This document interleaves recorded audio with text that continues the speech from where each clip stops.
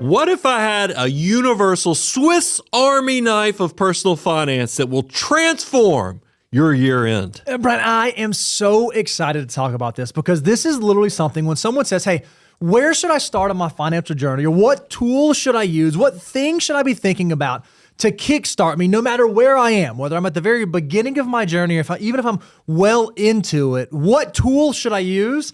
This is the tool that I always tell them. So all of my financial mutants are right now saying I can name that tune with one note, and they know we're talking about the net worth statement. That's exactly right. It is the statement that gives a detail of where you are right now currently in your financial life. Because how on earth can you know where you're going, or how can you know if you're even on track to get there if you don't know where you are today, if you don't know what your starting position is? And that's exactly what a net worth statement does. How about, since I've already kind of broken the seal and made this into a game of saying name that tune, let's play a little game here of, Bo, is a net worth statement, is there like an age restriction for this? Nope, no age. So the question, okay, no age restriction. Who should do it?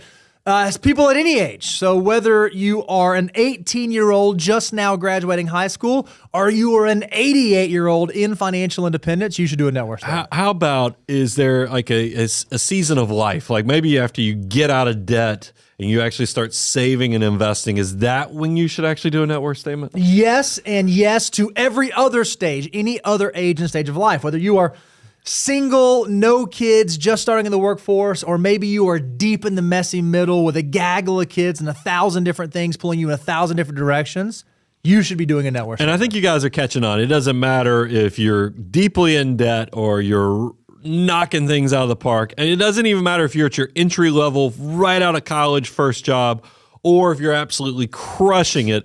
This is also good at any income level. So let's talk about what is a net worth statement. Because some of you, we realize that 40% of our audience is constantly coming through this door trying to figure out what is personal finance. We ought to probably take them back to the basics of what is a net worth statement. Yeah, essentially, when you put down your net worth, what you're trying to get a hold on, what you're trying to get your head wrapped around is, okay, what are all the things that I own, the assets that I have, and then what's all the money that I owe, the liabilities that I have incurred? And if I take what I own and I take away what I owe, that gives me my net worth. That tells me where I'm at today. And a lot of folks starting out, Brian, they do this. Like, oh, man, I don't own a whole lot and I owe a whole lot because maybe I have an auto loan, student loans, and other things. That's okay. That's not necessarily a bad thing. Even if you have a negative net worth, you should start tracking it today. I want to go through this next section pretty quick because I want to go a little deeper into what is what you own. What is the debt components of what you owe? So we'll go through this, and then stick with me because I need you guys in the audience to understand why this is so valuable. We'll kind of give some color to that. That's why this is one of our favorite times of year to use this as a tool to shape your financial life and be that much better for it. So when you think about listing out the things that you own, here's some common stuff that you might find in your net worth statement. You might find the value of your cash account. So this is checking accounts, savings accounts, money market accounts, high yield savings accounts. You'll also list out all of your investment accounts, and that's across all three buckets: your after-tax accounts, your tax-deferred accounts like 401ks, 403bs, your tax-free accounts like Roth IRAs. You'll list out any business interests that you own. If you're a small business owner, maybe you have a side gig that has some sort of enterprise value. You'll list out the value of your real estate, though. So this is not only your primary residence, but also like rental homes or other type of rental or real estate properties that you own. And Brian, this is one we get a lot of questions on, and this is something that's a little unique about the way that we tell people they ought to think about their net worth statement, because we hear this all the time. Guys, I've got my house, but how should I mark this? What should I put down for the value of my home on my net worth? Now, look, a lot of people don't like this, but it's more of an accounting principle that I've just used forever, is that I use the lower of cost plus improvements. And the reason I do this is because this is a use asset. I mean, one of the worst things is just like right now, I'm sitting on tons of home equity, but the only way I could unlock it is that I have to sell the house or go take on more debt, which is not something that I think is a viable solution. So if I was trying to figure out, do I have enough net worth or enough assets behind me to support me so I don't have to use my labor or time anymore, I would have a false sense of comfort if I was just basing it off of home equity because we live in an area that's just had a huge run up in value of houses, but it's not usable unless I actually liquidated or took out debt. And that's no-go land for me right now. And we want to be careful allowing too many things that are outside of our control to influence both positively and negatively the things that we see in our net worth statement. We can control our savings behavior. We can control or adding to our investment accounts. We don't necessarily get to control how much our house increases in value in any year, 2-year, 5-year, 10-year period. And just like you said, it's a use asset. So we like to be super conservative in that, even recognizing that if you do that, there's a really good chance you're understating the value on your net worth. Well, and think about this. I'm kind of jumping ahead to it, but think about the years. We had the crazy distortions in real estate. We'll have a reversion to the mean on this, but the fact that most real estate goes up like inflation, 3%, 4% a year. We've had periods post-pandemic where it was like a 10%, 15%. Yep. If you looked at your net worth statement in those years, what if you were saving 15% with the goal of trying to get to 20%, but because you had a huge run-up in your primary residence, you would have a false sense that, hey, I made a gazillion dollars last year because my house, it wasn't because of your behavior. And I think that skews your dashboard view as the kind of executive of your personal financial situation. It's not good information that you can actually control. All right, so we've talked about the things that you own, the asset side of the equation. Now let's talk about what goes on what you owe, the liability side. This is going to be things like consumer debt. So maybe you have a credit card balance that you're trying to knock out, you're trying to get rid of. That would go on the what you owe. It'd be personal loans, auto loans, other types of debts. Maybe you have student loans or home equity lines of credit or mortgage balances or the value of mortgages on rental properties. Any debt that you owe, any amount you have outstanding would go on the what you owe column. And again, if you can list everything in your life in these two columns and you take what you own minus what you owe, that's what delivers to you your total net worth. So the question is, why bring this up now? Well, this is the big time for us, is that we love closing out the year end, is because it does mean it's the annual tradition that Bo and I have, is to do our net worth statements. And here's the thing. The tool that we offer to you guys are if you go to learn.moneyguy.com, is the exact tool that we use for ourselves every year. And I absolutely love this tool because it really does give you that dashboard view so you can compare, how's my liquid net worth doing? How much debt am I paying off? How much am I a high accumulator of the assets, a prodigious accumulator? We have all these things built into the actual dashboard so you can kind of go in there, see how well you're doing, and navigate this journey to abundance. Because that's the thing. A lot of people will have this tool but not know how to use it. But Bo, I almost feel like I'm selling Shazam or whatever the thing. The guy's like, wait, there's more. ShamWow, and the fact that, I know I never get it right. But right now, we think, most people think Black Friday, Cyber Monday. We actually have Brian's birthday. That's it. That's what this so we've is. actually expanded these sales right now where we're giving, and I don't want to screw this up. Are we doing 20% off right now? 20% off. So right if now. you go to learn.moneyguy.com, all of our products right now are 20% off because we've gone ahead and we want the birthday celebration to extend to you guys too for another day. So you can get in there and do this financial mutant style, not Gangnam style, but financial mutant style, and get that discount.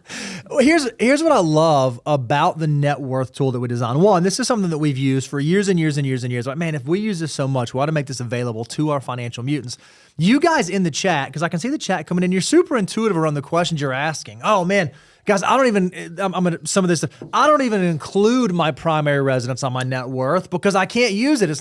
That's one of the reasons why on the very front of the dashboard, not only do we track your total net worth, we track your liquid net worth. What part of your portfolio can you actually eat? What can you turn into living expenses? You also mentioned some of the stuff on here about, okay, well, how effective am I using my shovel? How effectively am I turning my income into my army of dollar bills? We actually have a thing on the dashboard that shows how powerful that will be. Some people even asked in here about, hey, what about cars? Why you guys didn't mention automobiles on there? You can actually list, maybe you're someone who has cars, collectibles, art, jewelry, weapons, whatever the thing is for you that would find a place in your net worth statement. You can track that if you so desire on there, but on their dashboard, it actually removes it removes some of that stuff so you can focus on how am I actually building towards financial independence year over year over year.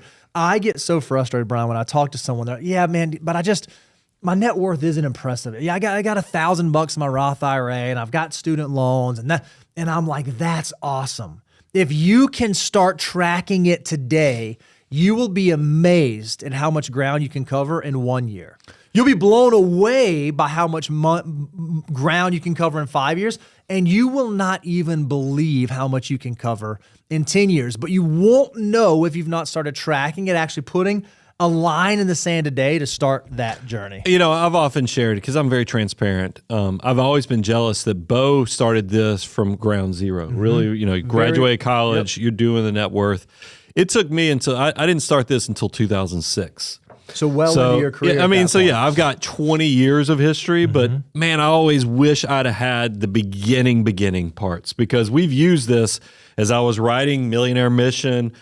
What's funny is I was going back and looking at my net worth statements just to make sure that transparency policy, no hypocrite policy that I have was making in. Another way I use the net worth, and then we'll move on, is a communication tool. We both live in households where we have awesome spouses that are brilliant, but they don't want to be the financial people. So we have taken this to use this as a communication tool. So not only my wife knows where this is if I was not here, but also we use this in our annual, do a whole date day, and I think I stole this from you, Bo, where I actually will put it on the calendar, I'll skip work that day, and we go hang out in coffee shops, go have a restaurant lunch, and then even do a dinner that night. And a big part of this is planning around, what does the dashboard from the net worth tool say? What are our goals for next year? What did we say we wanted to do last year? And we've reviewed this. This is a superb communication tool, especially if you have a non-financial spouse, because it just brings everybody up to speed. So you have that executive summary tool to make sure that we're doing this together, that it's not just a one-person show. It's actually, we're doing this together because two becomes one. I love that. I love that we get to sit in this spot. We get to share the tools with you that we're using in our own personal finance journeys, and we get to tell you all of the ways that you can do money better. We love it so much that every Tuesday at 10 a.m. Central, we like to show up right here and answer your questions, load you up with information. So if you have a question you want us to weigh in on, right now we have the team out in the wings collecting your questions, and we do indeed want to load you up. So make sure you get your question in the chat. With that, Creative Director Reby, I'm going to throw it over to you. Yeah, we're going to kick it off with Del Mink's question. It says, is investing in the total stock index worth it for diversification rather than just the S&P? So maybe you can define some of these terms and give some thoughts. Yeah, I mean, they're very similar. I mean, the overlap is high correlation. The difference is the total market's going to have some small cap, mid cap bleed over. That if you want to have more control on that, because you guys, we love index funds, but you will get to the point of, this is why we've also talked about index target retirement funds, is that if you want to get beyond just primarily large cap U.S. companies, you kind of have to expand that envelope of what diversification means to you. And there's nothing wrong with a total stock market index. I've used it for education accounts. I've used it and other things where I was looking for a little something beyond just the S&P, but there's not a huge difference. There's a lot of overlap. Yeah, so you've already mentioned we love like target retirement index funds when it comes to folks to kind of just starting out. And what we'd call that a generalist fund. There's a general mandate that tries to employ when it comes to investing. Well, total stock market funds are kind of like that as well. They're sort of like this generalist fund. They just want to get you all equity exposure. If you're looking at like a total market U.S. fund, they want to get you all equity exposure. As your investing life changes and as you kind of mature into the place to where now maybe employing some different tactics might make sense for you, you've reached that critical mass, we do generally like to move away from generalistic funds. We want very specialized funds. And what I mean by that is, okay, if I want U.S. large cap exposure, I want to go buy a U.S. large cap fund. If I want U.S. small cap exposure, I want to go buy a U.S. small cap fund. And I want that one fund to do one thing very, very well. Early on in your journey, you kind of want the funds that you have in your portfolio, whether it be a total stock market index or a target retirement index, you want to do a bunch of things really well. As you progress as an investor, you want the individual parts and pieces to do something really well. So I want my real estate fund to do real estate very well, and small cap to do small cap, and developed international to do that, and emerging to do that. And you kind of build it that way. Well, one of the other benefits that you have when you move into something like changing your strategy across your domestic equity exposure is then you can unlock stuff like loss harvesting. Oftentimes, small cap funds might move in a different direction at a different speed than large cap funds. Well, if you hold individual funds, you might be able to loss harvest. You might be able to rebalance and take advantage of those movements. When you buy a total stock market index fund, you lose some of that flexibility to be able to do that. So the answer to your question, Delmeek, is it really depends on where you are in your financial journey. Are you at the place where having a more sophisticated, more well thought out investment strategy really makes sense to where the juice is worth the squeeze? Or are you someone who's still pretty early on in your journey where you don't really need to focus on all that stuff? It's more minutia, and you should just focus on the two main things. How much can I save, and what accounts should I be putting it into? So the notes I had written, I think you're spot on. Generalist, you don't, if your account's not big enough to worry about, that's perfectly fine, but you have to realize when to specialize. And then I wrote down 3 quick things that you kind of said about, I think it's worth highlighting. The big things you're walking away from by staying in a generalist portfolio is you lose the power to rebalance, you lose the power to loss harvest, you lose the power to give away highly appreciated assets. I mean, you could give away the total, but when you segment between different asset groups, you could, if a small cap knocked it out of the park, you could give that away. Or if small cap got its teeth kicked in, you can loss harvest that, versus on a total market, it might be all grouped in together, so it's a little bit harder doing that in a generalist format. Love it. Good stuff. And Delmink, it's your lucky day because today is Tumblr Day. Oh, wow. Everyone's favorite day. That means if you email... Quack, quack, quack, quack. That was slow motion style. We did that at 0.6 speed. I think that was straight up duck. That was well. I mean, I don't want to. We're not even trying. Let's see if I can make it a little more metallic. Is that better? Is that a little more like the Transformers show? That was more what I was used to.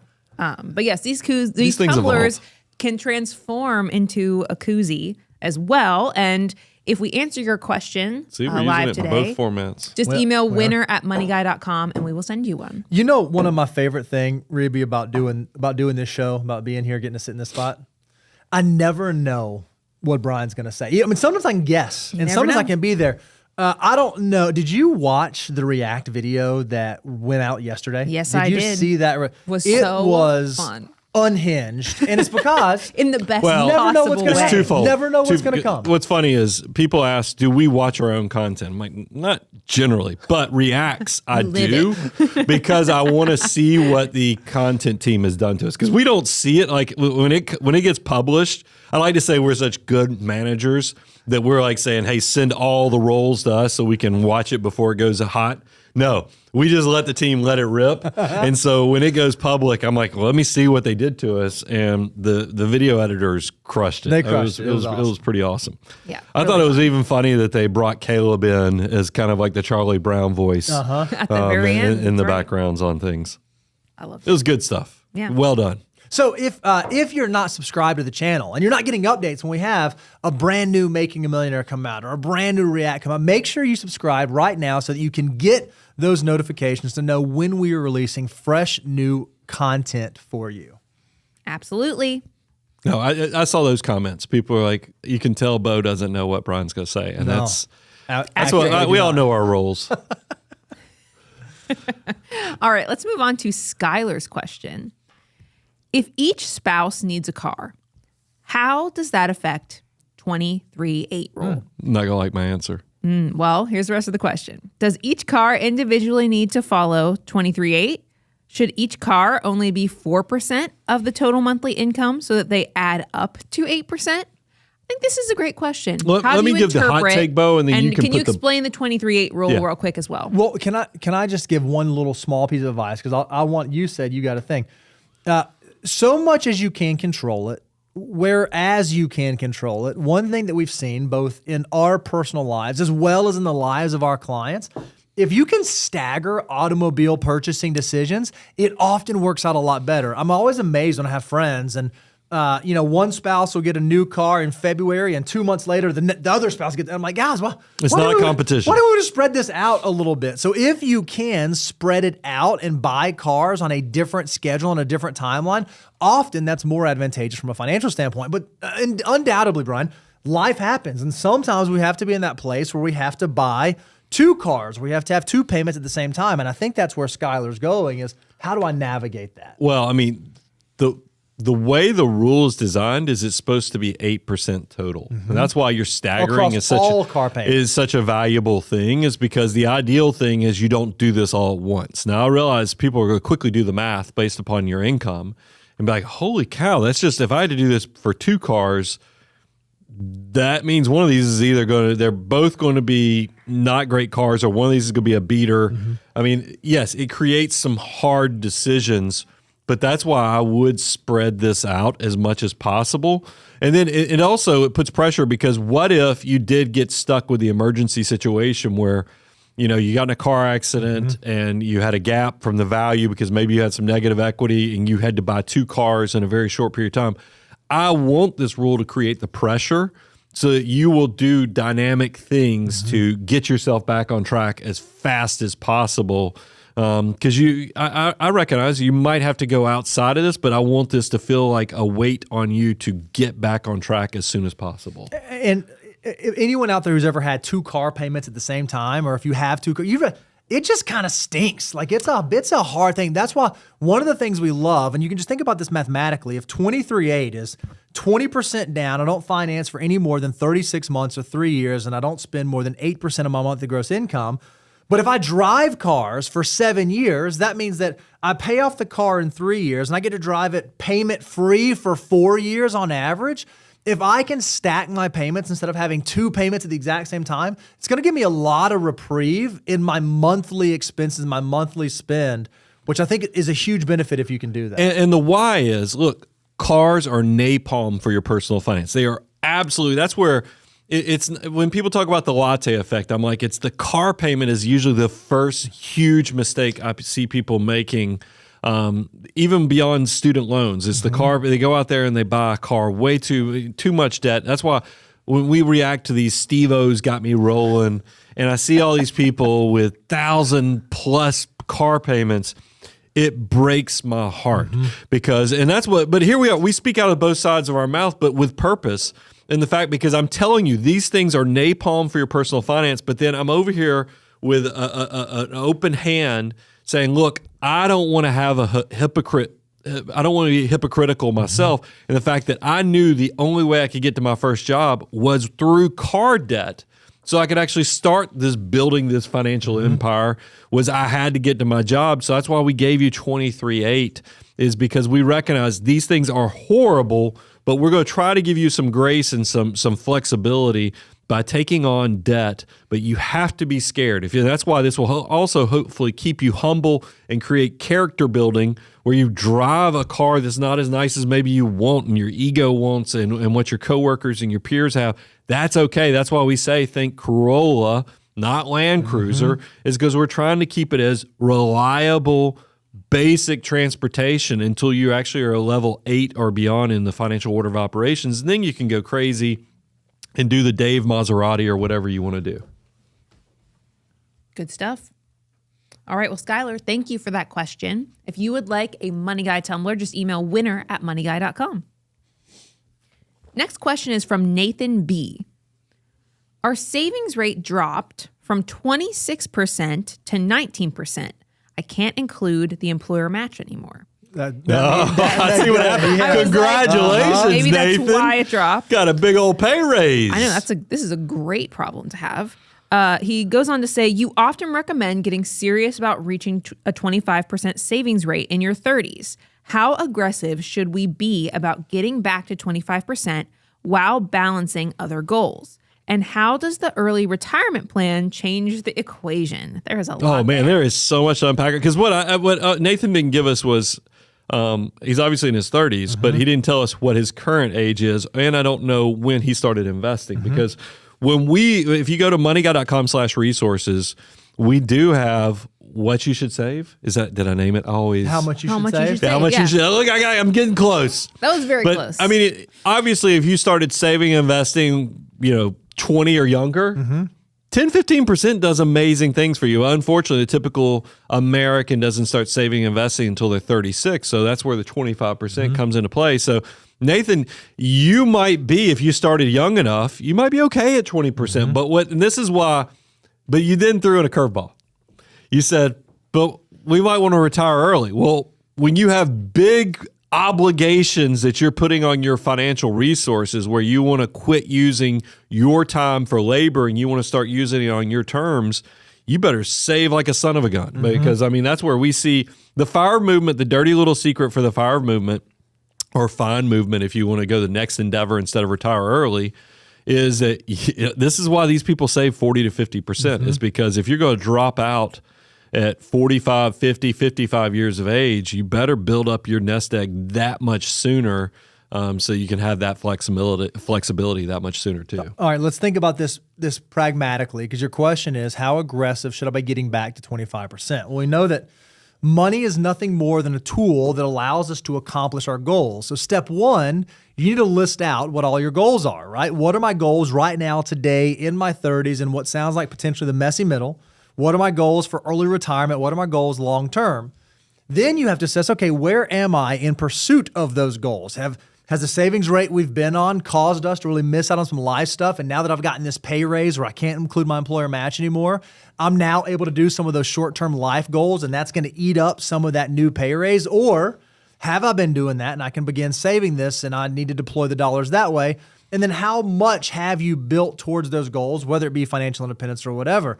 So you have to define, okay, I have these 5 different goals I want to achieve.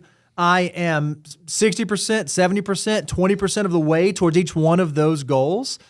The answer to those questions will then dictate how aggressively you need to get back to 25%. And there's a great tool that we have that could help you. If you go to learn.moneyguy.com, do our Know Your Number course. Because one of the things that's going to help you define is, okay, what is my finish line? If I know that I want to be financially independent at 50 years old and I need to have $5 million, and based on my current savings, I'm getting there no problem, then okay, maybe I can just stay at my current savings rate and then I can focus on funding some of these other goals. If, however, I have a shortfall and I'm not there yet and 20% won't get it done, or what do you drop down to? 19% won't get it done, maybe then I do need to increase my savings rate back to 25% to make sure that I can get back on track. So there's some homework you have to do to triage your situation to determine what the best path forward is. You're spot on with the Know Your Number, but I do think we got some additional information just came across the line here. Is Nathan is 28. They already have 1.5 times their income already saved. Their new income. And this is their new income, which, by the way, we know for a married couple, the rule where you don't get account matching is $200,000 and greater. So, wowzer. This is, Nathan, you are crushing it. Congratulations. Well done. And by the way, don't forget on the work with us. Yeah, I was literally going to say, don't forget everything I said. We can get you from the financial mutant survey to the client survey very quickly as we're tracking this data with that type of course and trajectory that you're on. That is moneyguy.com/become-a-client. Wow, you knew that one. Or there's that's why it's funny you said. I never know what to do when I'm giving the work with us, is because it is a weird. In the URL is like URL is kind of, it's got dashes. And you just go to moneyguy.com and click on become a client. It's right there. She said it cleaner than us. Yeah. Oh, I thought this through. So I thought about where that button was going to go. Oh, that's good stuff. 28, 1.5. I know. I was a guy because he said for 30s, and I was like, so he's in his 30s, but then he's 28, of course. Financial mutant status, beast mode. That's beast mode. All right, ready for the next one? Did you give him a thing? Oh yeah, Nathan, you get a tumbler. Hey, because I'm looking out for you, go to moneyguy.com/become-a-client. And you can email winner@moneyguy.com and we will send you a tumbler, Nathan. Everybody have a good Thanksgiving. I did. Sure did. Getting some thumbs up from the team. What about you? Did I was You get some walks in? Are we gonna have More tangent some time? new tangent time? Thanksgiving edition Brian? tangent times? You should know. I went with two intentions into Thanksgiving because I traveled last week. I was down in Florida. I was going to read the Reddit thread for the book things that we're talking about. Reevy and I were talking about, and then I was going to record some tangent time. Did I do either? The answer is no. Is because I mean we had relatives. First we had 2 days where it was just the family. But realize when I say the family, my oldest daughter actually came with us. And you have to know if you have a senior in college. You don't get them anymore. I mean, I'm in that sad, I'm barely in the crumbs of the bag that I'm shaking out of knowing that she's about to do this adult thing. So it was glorious to we were doing bike rides, we were, hiking, we were going to parks. It was glorious. So I didn't, and then the relatives all showed up on Tuesday. And then it was off to the races. I mean, because once, it's funny, my wife, we'd go to bed at night and she'd be like, whoo, I am just drained. Whereas I'm like amplified because I think this is the extrovert versus introvert is because she's like, every morning you're out there, I'm like putting casseroles in the oven. I'm like whipping up eggs, making coffees. I mean, I love having a house full of people. It's just, it's fun. So I did absolutely nothing that I was supposed to do, and I'm feeling a little guilty and a little behind now because now I was like, well, I'll just catch up at Christmas. No, I won't, because we have the same problem. I'll have a house full of relatives in the house, and I won't do what I'm supposed to. So I got to get serious about catching up on. So Brian really did have a fantastic Thanksgiving. It sounds like it was a great. No, it was good, and I ran into a few of you guys out and about too, and that was always glorious. I had one in Hollywood Studios. We were in the parks in 50s prime time. That was kind of fun. Had another one in a restaurant that I had taken the whole family to. It's too close to my house down there, so I don't want to say where that was. But it was glorious. You guys are always so awesome when we get to see you in public, and I appreciate you making me look cool in front of my relatives too. That's what it's all about. No, I'm just kidding.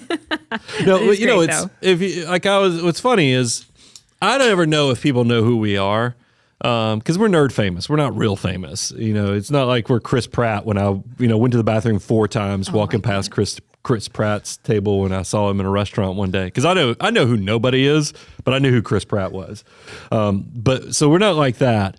But it is one of those things where if you watch that Eddie Murphy documentary that's on Netflix or whatever, he talks about that your crazy fans are only like the teenagers and 20-somethings. Well, we know in our key demographics, our key demographics are like from 26 to 50-something. These aren't exactly the people that are going to be, Justin Bieber chasing you down the street. So I never know if people know where we are. Oh, look at that. It doesn't make all the sounds anymore, but we just crossed 620,000 subscribers. Hey, look at that. That's awesome. Thank you for all of you that actually just subscribed. You did that. Thank you so much. We do appreciate it. That's always fun. Okay, we probably ought to start giving value here. Otherwise, people are going to start. The tangent time's going to take people out. So let's start. Tangenty. I do have another question queued up. It's from Hello Good Friend. It says, when considering the 3-bucket strategy, is there an optimal bucket that high growth assets like stocks and low growth assets like bonds should go in? Yeah, Roth. Should each bucket Next question. Well, no, there were I'm two sorry. Should it be a I'm mix sorry. of both? I'm sorry. I just sorry. The last part was, should each bucket just include a mix of both? So expound, Brian. Expound on what you said. Here's the answer. It depends on where you are in your financial journey. If you are someone who is just starting out very early on in your financial journey, we don't really want you thinking about what's known as asset location too much. We want you focusing on how much can I save, how much can I save, how much can I save? Because what's going to impact your future financial security more than anything else is going to be your savings rate and just putting that money to work. So how much can I save? And then where should I put it? And we actually have, Brian, can you hold a thing up for me? We actually have a 9-step process to help you figure out the most efficient places to put that savings. And you can use things like low-cost index funds, target retirement index funds, all of those sorts of things. But at some point, you likely will graduate to the point where not only does it matter how much you're saving, but you can actually have some benefits from thinking about how you allocate your assets and how you locate your assets, what type of assets you own, what types of accounts. And we do have some guidelines and some thoughts there. That's why the best, most improved chapter when I was writing this book was the chapter, step 7, hyperaccumulation. If you look at Millionaire Mission, because exactly what Bo says, most important thing in the beginning, that's why steps 1 through 6 is to keep your life out of the financial ditch and then to focus on the savings and investment rate with the Roth and the tax advantage. But then you get to step 7, you start thinking about how you're actually going to use the money. And I don't mind just giving you the answer, kind of the Cliff Notes version of this is growth assets, but not so growth that if you lose money, you're like, oh gosh, it went to zero. Growth, not speculative. Yeah, it's not speculative. Is Roth. That's your tax-free account. That bucket, you really want to stick it to the government as much as you can legally by putting those growth assets. Because man, don't we all want to be tax-free millionaires? That's always been my dream, to have the Roth assets over 7 figures. You want to put into the taxable account. This is stuff where not only you want access to liquidity for getting to the money quickly, but you can still put in tax favored stuff like dividends, capital gains, things like that. But because there's some tax benefits there as well as being easy access. And then your tax deferred, your traditional, your employer match and other things, if they're not in the tax free buckets, this is where you're going to put your bonds. Things are going to be taxed at the ordinary income tax bracket. Load up things like that. Conservative type assets will go in there, and then this is the magical thing we get to do when you get more sophisticated in your investments. When they get to a size where you go, man, these guys make money sound so simple, but I'm finding as I have more and more success, it seems to get more complex. That's what we're here for, is that we tell you, focus on the savings rate, keep it simple. Don't let all this noise and how to do it right keep you from making good decisions. That's why we do index target retirement funds in the beginning. But then, yes, once you start having success, this is exactly the financial mutant type stuff that we try to maximize and help you take advantage of. But it does add some complexities to your personal finances. Love it. Can I just throw one other thing? Also, do not...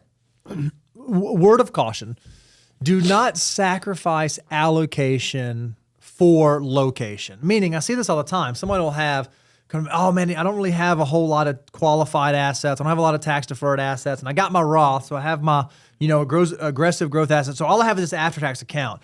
But man, I know that it's really inefficient to hold bonds and fixed income and after-tax accounts. So I'm just not going to hold any of those things. Don't do that. Remember, you always have to define your allocation first. Should I be a 80-20, a 20-80, or somewhere between? You define that first. And then once you have the appropriate allocation that matches your unique risk tolerance and your unique risk capacity, then you figure out, based on your account structure, how can I locate the most efficient way possible? And sometimes, this is crazy, but we have clients based on strategies that we've implemented where they might have to hold bonds inside of a Roth IRA. I know that sounds insane. I know that sounds crazy. Ugh. But if we've done got acid reflux. If we've done a really, really good job of doing like Roth conversion strategies, and we've now converted all the qualified assets into Roth assets, and the Roths are in those big, like high 7-figure numbers, you got to make sure that you keep the allocation intact. Location is great, but it's a cherry on top. It's not a main course. I don't know if I'd have given that example, but it's true. It's the exception to the rule, though. But you said it was true. Well, I mean, we just you see stuff like that because some people do have huge. You got $3-4 million in Roth assets. I mean, we have some clients that have 7-figure Roth accounts. It's glorious when you see it. Pretty cool stuff. Well done. Oh, well yeah. played. Well played. I don't mind sharing because it's public. When Delta went through that whole restructuring, they offered their pilots, when they gave up some of those pension rights, they offered to convert some of that money into Roth assets. If you're a Delta pilot and you did that and went into the Roth, well played. Because it was right around like great because the market was getting its teeth kicked in, so everything that you put into those Roth buckets got completely amplified up. That's why it's fun what we do for a living. Because we get front row seats to see unique things in history. Stuff like that. Yeah. And then you're like, oh, there's an example that I can share. Like I was on an estate call yesterday with a client, and they were asking me, we were talking about irrevocable trust, we were talking about revocable trust and living wills and all these terms. And they were asking me how this worked. And I said, well, let me tell you a story. And I was telling him, like, one example was a client that didn't need the complexity. Oh, yeah. But had gone to a seminar attorney Talking who about the had family? them setting up LLCs for like four-wheelers and, and all these weird, strange things. And then, another one setting up trying to set up irrevocable for somebody who just didn't have a net worth that required that. So I loved having examples to share. And then I had another example where I was like, hey, I had a super successful client, mega success, where multiple deca millionaire type success, but had a physician father who set up all these irrevocable trusts. And then now the legacy that this father left for his super successful family is that they have for the next 15 years trying Still to unwind managing the it, complexity of this crazy estate plan. So just be careful. I mean, that's what I love. But getting back to the point of, I just love that we see these things, so then we get to share it with you, so you guys don't have to fall into those traps, and you go into this whole experience with, no matter if you're at the beginning of your journey, where you just need to focus on the basics and keep it simple, but keep it functioning and moving forward, or if you're at the point where you're at the level of complexity that you just don't know what to believe, we got you covered. Love that. Hello, good friend. If you would like a Money Guy tumbler, just email winner@moneyguy.com.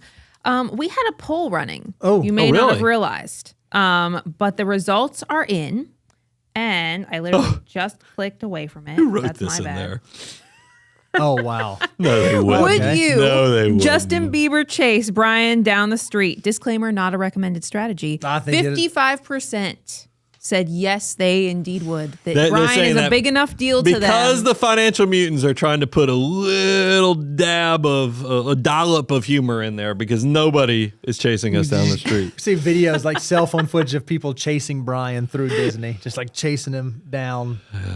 That's what I was in the last few months. I've been to Vegas with some friends, and then I was in Disney, and they're like, I thought you'd be recognized more. And I was like, look, we're in two places that I don't think there's as many financial mutants running around, because this is not good decision making going on in a lot of these places. It's just like, we go to Steve-O, got you rolling. Probably not a lot of financial mutants, hanging out in the lobby of wherever his Steve-O's dealership place. is. Yeah. Steve-O. Ruby, I got a question for you. Okay. Do you and John do your net worth statement December 31? Dude, are you putting her on the spot like that right there? I'll be transparent. Such a I never personal- get to it on December 31st like you guys And then my do. other question was like, do y'all do it together, or does one of you take charge of doing it? Like, I usually take charge of doing it. you take charge of doing it, and then y'all just sit because down I and do don't the come around thing. to you guys all the Yeah, time. I love it. But I'm just We're a curious. good influence. You are a good influence. I'm curious how other people handle it. You know what I mean? How about when we hire new content people? We're like, hey, are you doing a net worth statement? We immediately, like, the peer pressure is just You strong. do. You're like, There you is said like you do your peer net worth pressure statement. They in like here. just showed up and they're like, sure, yep, because it's so good. I am now. Because it's funny. You mentioned earlier. You mentioned the date that my wife and I do, and what we do is we plan all of our travel for the whole year. We'll get together in January, book everything. She's already starting to like plant seeds in preparation. Like, She's got hey, to- I'm yeah, thinking that's about cool. let's do this for let's go here with the kids this year. And hey, I was thinking about with this couple. Let's go. Like, she's already got her, and it's awesome because now we get to like talk about it and enjoy getting to look forward to that. And the net worth statement is just kind of one part of that date. I usually do it early to mid-January just because that's when I get to it. Yeah. And then you have all the numbers from the year before. And then you have all the 12. Yeah. Love it. Since you asked. My problem, And remember, I'm that very is currently clean. on sale with code Black Friday 2025. If you want to do your net worth statement as well, go to learn.moneyguy.com. If I was being completely honest and transparent, the things that typically are not the most accurate on my net worth is sometimes I forget to update my footnotes, and then I forget the cars and the house don't always, get updated as much as they should for any improvements or things like that, or just the value of the cars.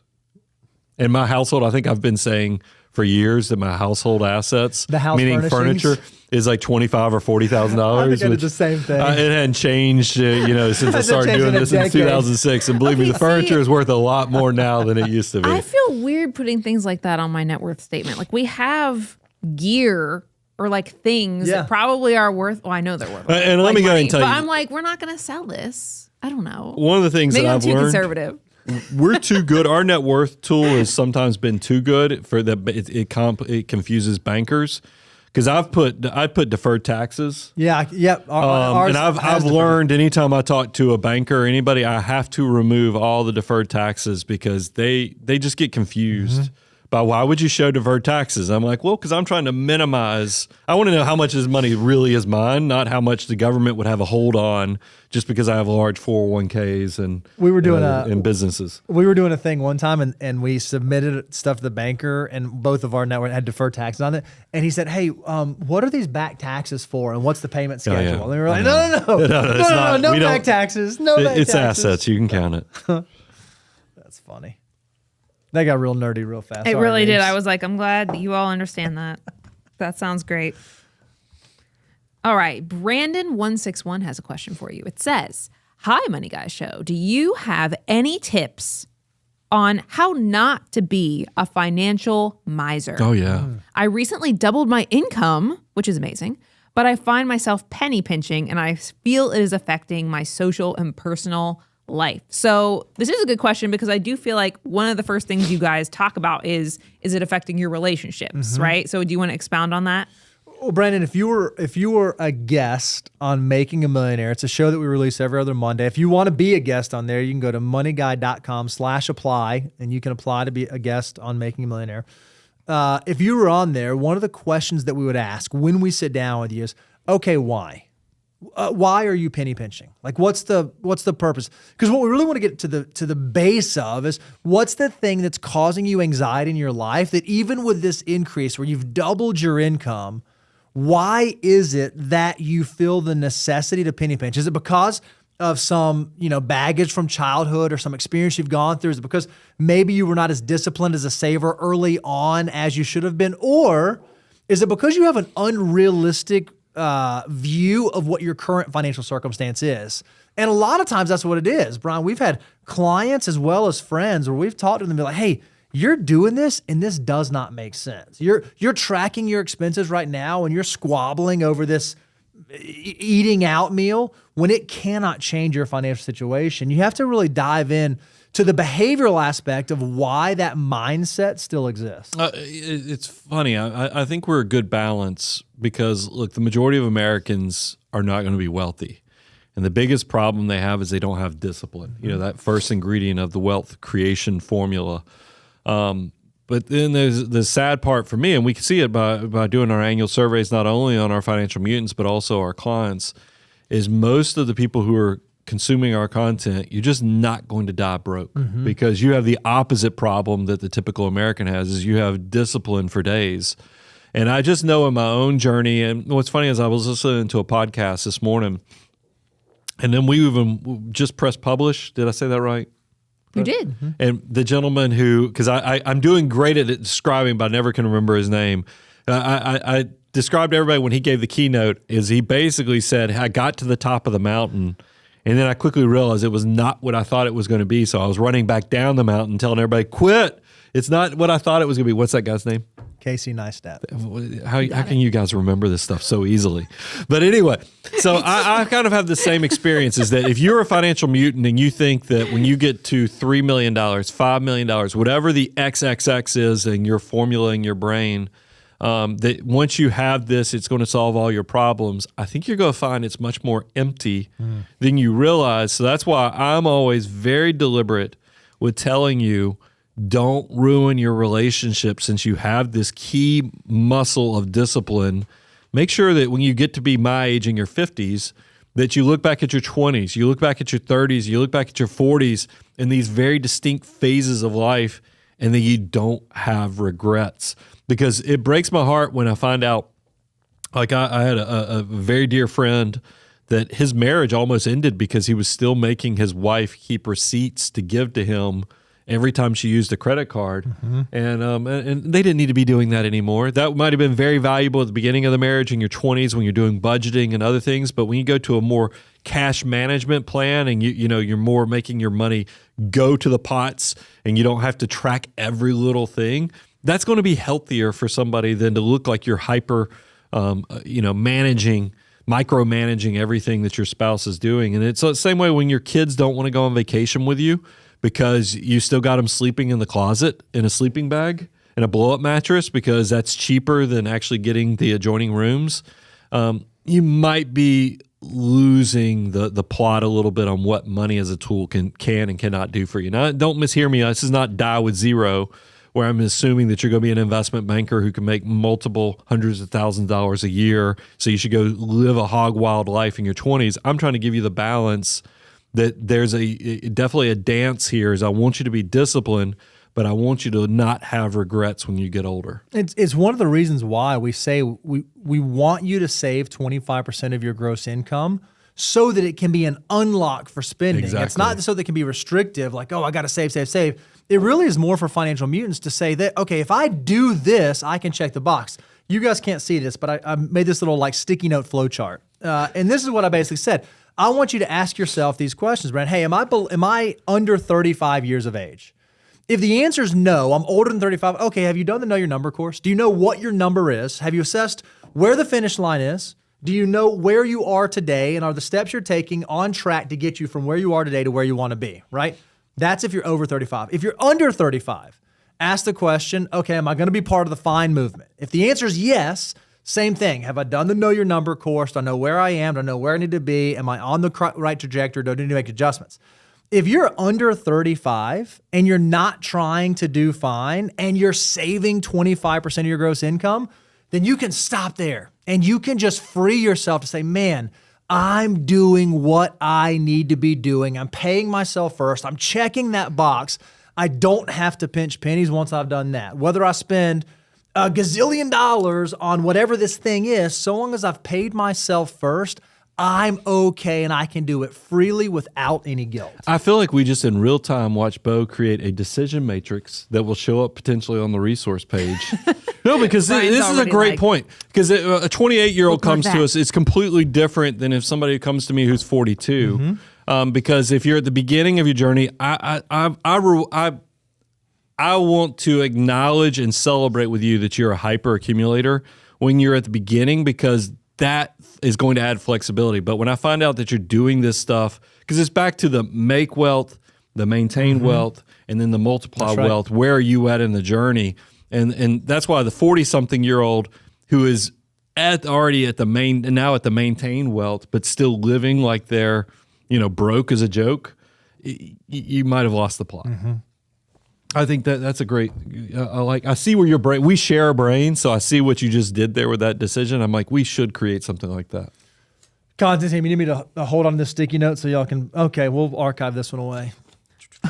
That's the archive right there on the No, desk. but that could be, because then you could put little bubbles with the products that kind of help with the things, because that's what people say. Are you just trying to sell stuff? No, I recognize that there's going to be things you need on this journey before you actually need a wealth manager. That's right. And that's what we try to design. That's what the Know Your Number, that's why the net worth tracker. We're trying to give you the resources so that you can kind of go grab those tools when you're in need before you need to hire a wealth manager. Love that. Great. Well, Brandon161, if you would like a Money Guy tumbler, just email winner@moneyguy.com. Let's go on to Money Marathon's question. It's about the net worth statement. It says, are kids 529 on the balance sheet? Good question. I ask as the balance can potentially be converted to an IRA for unused funds. We never have a crystal ball if they don't attend college or have oversaved. Basically saying, you don't know what they're going to use the money for in the future, whether or not they're going to do college. So do you count this on your balance sheet, on your net worth statement? This falls under the category of, you just heard, I made a confession earlier in today's show that I don't update the footnotes like I should sometimes, because I'm so excited to update account balances. I will tell you, I consider 529s to be footnote items. They're not to be listed under your assets. They serve a very valuable purpose, but they're not for you. They're for your children and their education goals. The same thing with pensions. I think pensions are more of a disclosure that you put on the footnotes than your ability to put them on the net worth statement, unless there's a, convert it to an IRA, because a lot of them now, if that's the case, it's a gray zone and we can talk about that.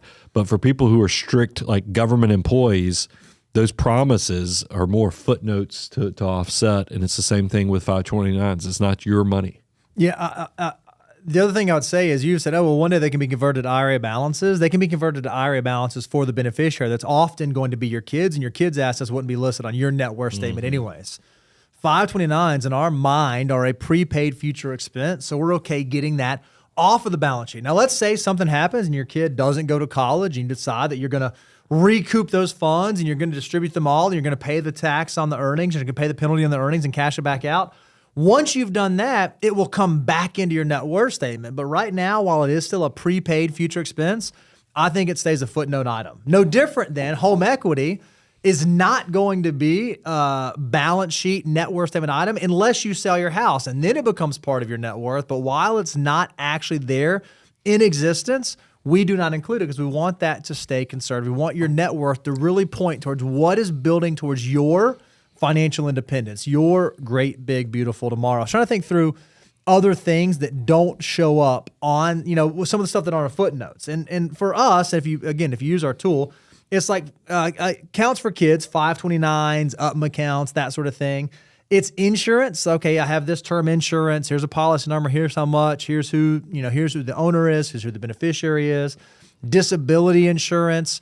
One of the things I think that's very, very helpful to list in your footnotes is who are the people in the estate documents that matter, who's the executor and who are the trustees and who are the guardians. If you can have that all in one place and something were to happen to you or something were to happen to you and your spouse, it just makes it very easy for whoever that executor is to step in and say, okay, here it is. I have the playbook of everything I need to know to be able to pick up these pieces. And so if you can keep that information there and updated, it really, really helps everyone be on the same page, especially if you have a less involved spouse. Okay, and here's another thing it does, because we just did this. This year, we updated the guardianship provision in our estate documents for our kids, because one of the things I was doing when I updated our footnotes is like, man, okay, the people that were going to be guardians, we still love them, they're still amazing. They live in a different state, and our kids are at the age now that if something happened to us, we don't want our kids to have to move into a different state. So we changed who the guardians are in our state documents. It was updating the footnotes on the net worth statement that illuminated the need to do that. So if you're doing this consistently, it will bring to light the things that need to be updated and adjusted. Well, yeah, it's a great communication tool. That's why we try to share that. Insurance agents, CPAs, and then another thing that I think is very valuable is I like that this is essentially the decoder ring for if you share like a password manager with your spouse and y'all have a shared password manager. The net worth statement's going to be the decoder ring to know where all the institutions that you have accounts, so that they can, if something happens to you and they're the non-financial spouse, they can go recreate or know where everything is. That's great. Very good, thorough answer there for money and marathons. Thank you for your question. I don't know how we went from 529s to password managers to pensions. We tried to. We just trying to give all the facets to it. You're right. Us starting in one place, wandering in the woods for a while, and ending up in a wild location seems very uncharacteristic. That's right. I don't know why I didn't make 2 cups of coffee. I keep looking at this thing going, why did it not? Why is there only, or did I not put enough volume? On the coffee maker, you can add more because it's this whatever. I know what y'all don't know behind the scenes. We're not sponsored yet. I know. I'm not going to say any names. I'm not saying any brands. Reby for the last 3 months has been changing out the beans in the espresso machine, and we keep and I've been like, no, yuck, no. Well, one of them didn't work. And I don't even like to think that I'm that high maintenance, but this one was pretty good. Well, and Josh recalibrated the machine. He did. Bit. He just and I grind think that helped a lot. All the stuff. So I think there were a couple issues going on. Chef's kiss. Your coffee machine's a little too fancy in a way. I refuse to agree with that premise. This one was TLC. Good. And by the way, it might also be because I just came from the Thanksgiving holiday. I have been loading it up with peppermint mochas, cookie butter. Hold on, in your machine? No, all these flavored. You go to the grocery store and it's like creamers and some people get excited about going to liquor stores. I get excited about going and looking at the creamer aisle in the grocery store because that's where my indulgence is these days. It's not the liquor store anymore. That's the most Mr. Rogers thing. No, but it's true. I go said. in and I'm like, oh my God, cookie butter. What is that? And then I'm like, oh wow, coffee cake. Yeah, I must try that.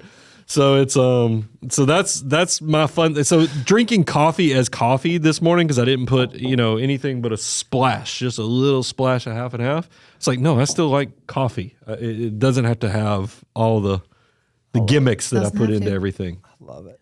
But I saw him several times just look kind of sadly. Well, into I his mean, mug it was while a good Bo cup was of coffee. talking. Now I was we like, are "What's past. Oh yeah, I'm glad. Thank goodness it's past. It's almost 11 o'clock. I don't need to have any more caffeine. That's another one of our money guy rules is Brian does not take any caffeine after 11 a.m. He's too powerful if he does that. No, I just don't sleep. Well, this has been amazing. Thank you for all of your financial questions. We will be back here Tuesday at 10 a.m. Central, answering even more of your questions. And remember to head to moneyguy.com. We have the Black Friday sale happening right now.